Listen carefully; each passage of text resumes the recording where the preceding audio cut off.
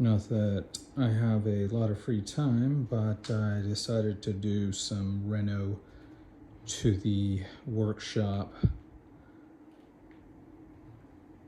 I'm hoping this chaos will eventually, I don't know,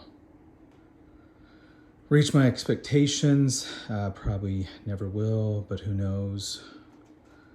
I'd like to get some better lighting. Right now, my miter saw station is a hot mess. Just things aren't where they should be. So hopefully I can make this workshop just a little bit more organized and easier to work in.